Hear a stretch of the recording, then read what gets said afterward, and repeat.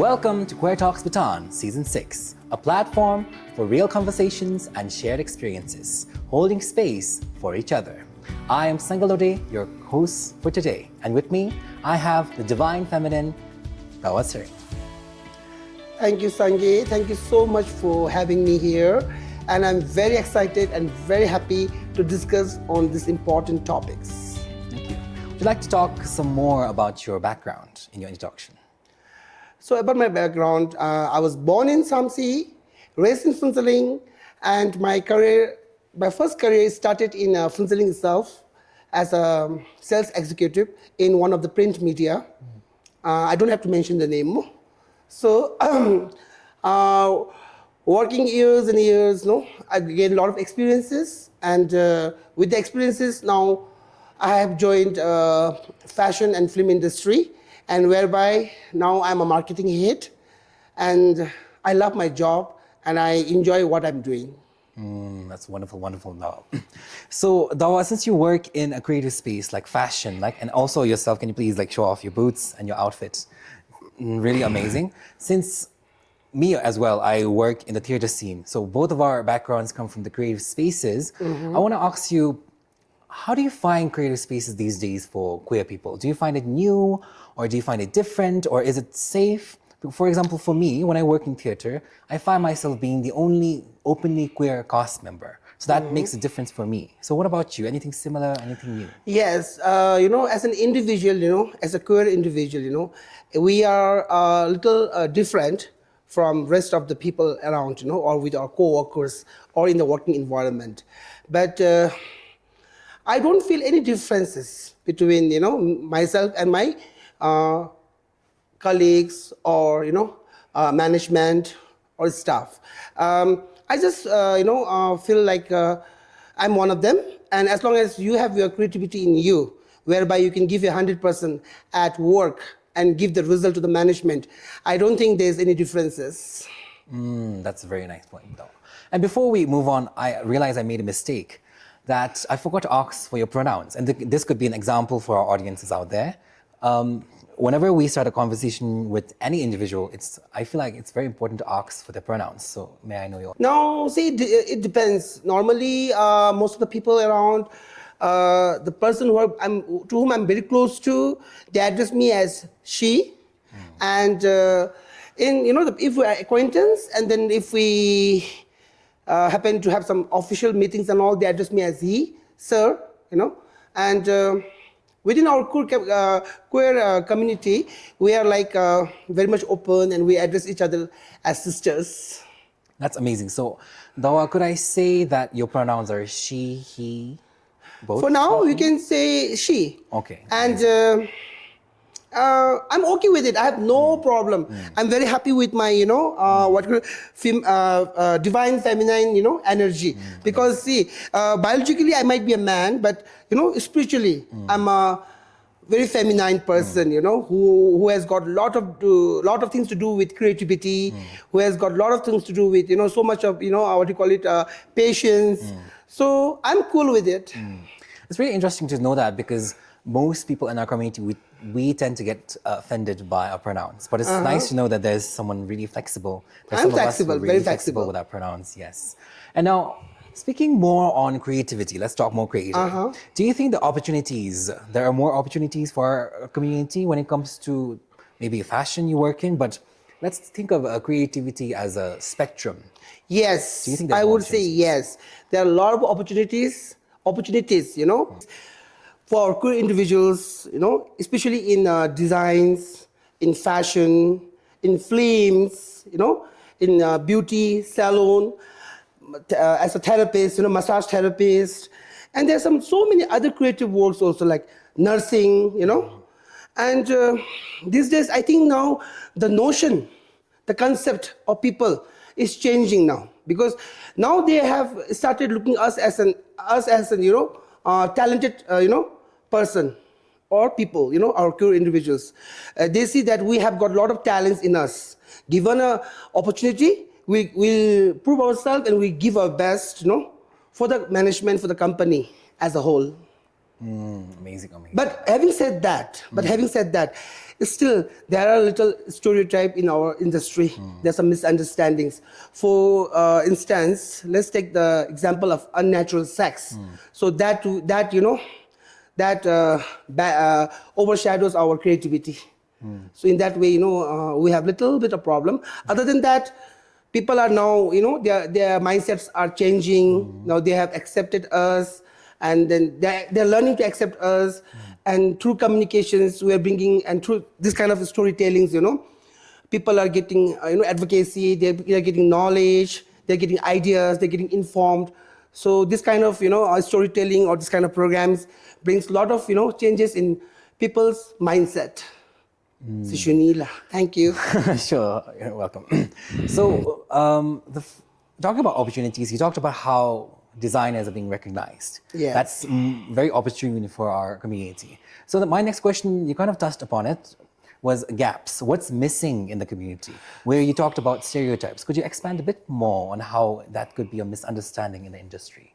Yes. In industry, when we join for the first time as a queer individual, it's like difficult to get connected with the, the environment, working environment, with the people, with the staff, your colleagues. And initially, you might feel a little awkwardness because the way they, give you that kind of look, or the way they, show their awkwardness towards us. But we as a queer individual, we have to make them, feel comfortable to come forward to us, talk with us. We should make them feel comfortable. Or if they are not, aware about our gender, so we have to, give them all that informations about ourselves, and as I said, communicate. And once you start communicating and through work, you show the examples, everything, and gradually they start accepting you. But of course, the gap is still there because you are not being accepted wholeheartedly, right at a moment, Sure. So it takes time. But this is not only for us, for queer individuals. That is also for any individuals. When you join a new environment, there will be a gap initially, but gradually you'll be accepted. That's very interesting to hear, especially from someone who's worked really hard to get to where they have come. And before I continue, I just want to congratulate you. Thank you. For coming so far, having been born in Samtsi, then moving around a lot. Yes. And you said you lived in Gomtu for a while, for 7 years. Yes, that was during the time of lockdown, May 2018. In 2017, I resigned from my job, and 2018, I shifted to Gomtu because my mom, she was running a business down there, and she got nobody to assist her or help her, as she was growing old. So I went there, I lived there, and 2018 of Hebe, 2020 lockdown started. So 2018 to 2024 we were in Gomtu, and after that we shifted to Phuentsholing. Now my mom and all, they are in Phuentsholing along with my sister and her children. I think the example that you show is you worked really hard to get a really good career. Then you also talk about the difficulties you have as an individual. So I feel like that in itself, you tell a story which humanizes us, that we are still human, we still face these difficulties. Yes, so I feel like you platform your, your passion, also your livelihood equally together. Yes. And now I'm going to throw this question, like, it just came to my head. I want to just throw it to you right now. What does fashion mean to you?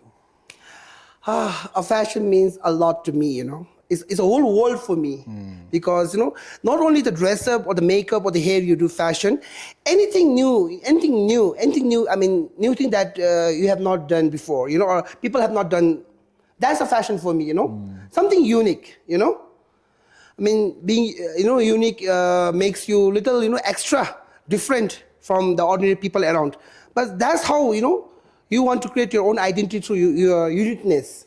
So fashion for me is a uniqueness. That's amazing though. Because, and I'll tell you an example. Whenever you see this booming, fabulous person at space, sometimes drunk, I might say, in like, how many inches is this here? Like 2-3 inches? It's like 3.5 maybe? 3.5 minimum to like 7 inches heels. Please know it's Dawa. That's how I've come to recognize you. And I got balance too. Sometimes. No, I got balance. So please, what are you saying? Because you fell on me once, but It happens. It's a You gotta crowd share is that, too you gotta much, and then share you that. like just get dashed. No. So now, you told us your story about being part of the industry, about creativity, about fashion. So you told me a story before when you were growing up, which combines fashion and being queer together. So tell me the story about your scarf. Oh, scarf. I remember. Yeah. What did you say in Hindi? It's called dupatta Dupatta. or chundri. You know, you wear it on top of your head and then you dance there. So it was like when I was raised in Funseling, you know, I was around 5 to 6 years old. So Digang, I used to watch that movie called, you know, Deva Bharti ki Payalya Ho Ho Ho. There is one song from movie Diwani, late Deva Bharti. Those days, Nalu, she was like very popular, you know, actress. And then I was a huge fan. So every movie I used to watch, and then the movie came called Diwana or Diwani, something like that. There's a Rishi Kapoor, Deva Bharti, and Shah Rukh Khan. So there's a song called Payalya Ho Ho Ho. So whereby she wears that chundri, you know. And same, you know, I used to, when I come back to my home, then I used to do the same thing. I used to get my auntie's chundri or, you know, a sister's chundri, then I used to wear it on my top, and I used to dance Payalya Ho Ho Ho. And you used to go around the neighborhood. Yeah, I used to go around neighborhood, you know, showing off, you know, that I'm also an actress a little bit. You know, that things comes, no, when you are cured, you know, when you're chungunga later. So I think ngaludi jobara hit beba. So in that way, I'm like cool. And when we were having this conversation, there's something I like to say in therapy. Sometimes when you get, when you've received something that you never know you deserved, you don't know how to take it. So when you shared that story to me, it reminded of my story. So when I was young, my neighbor gave me these butterfly wings.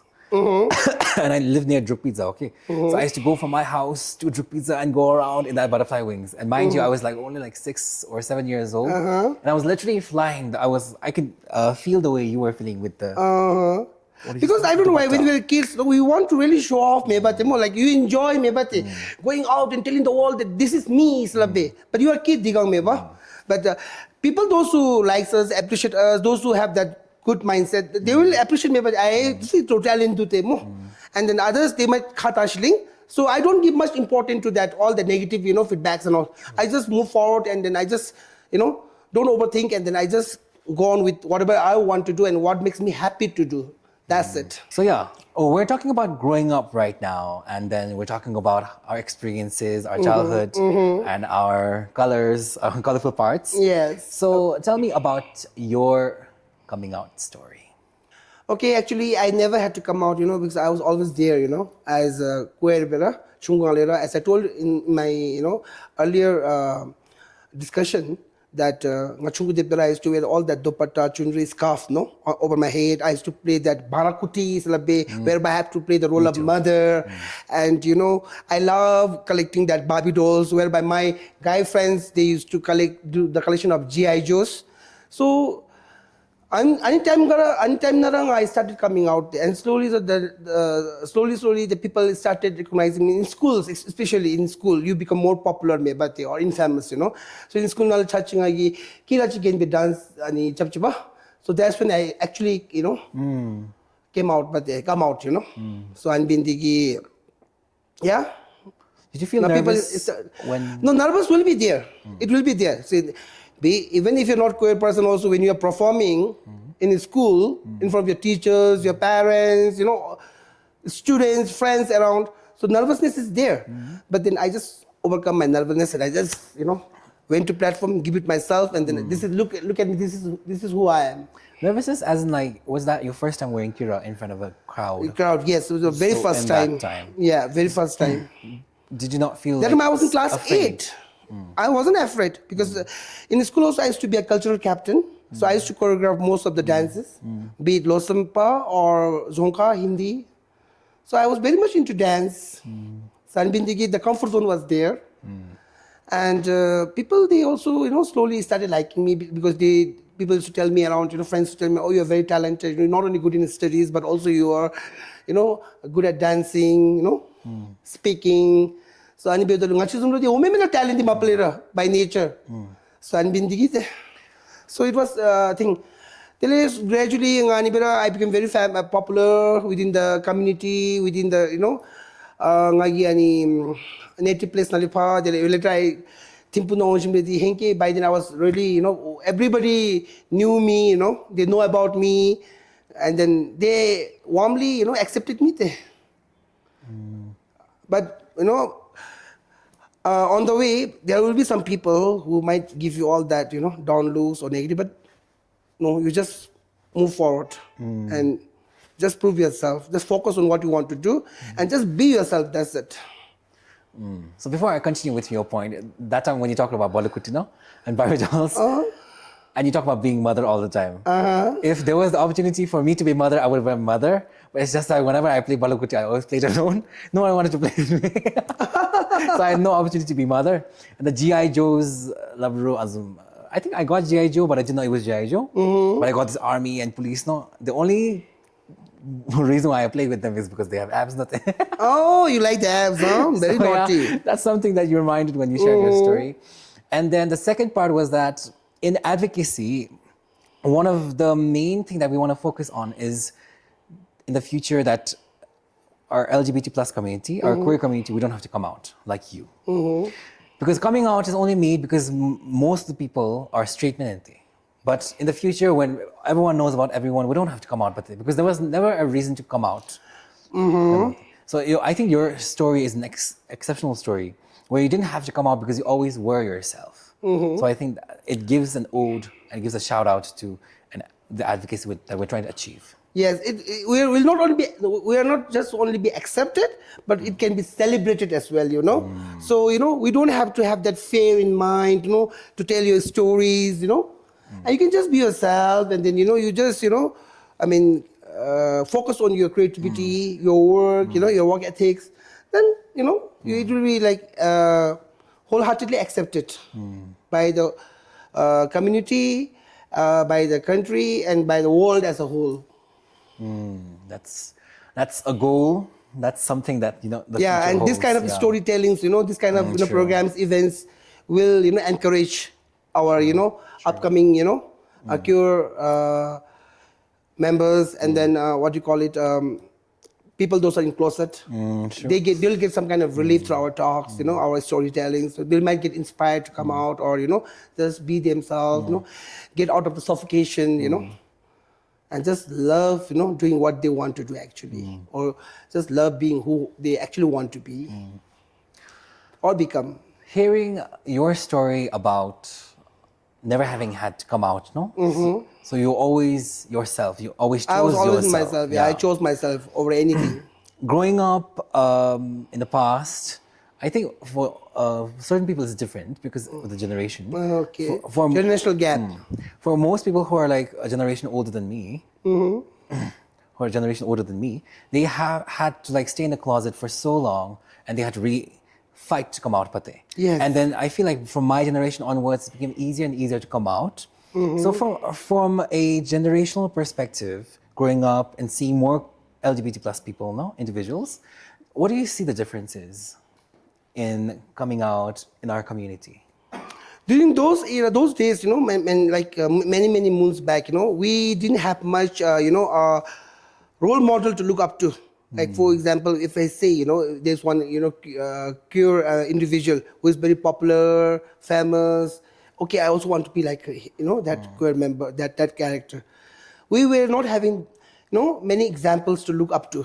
But now we have globally so many queer individuals who have, established their, identity. They are being recognized, as I said earlier, in fashion and design, designers.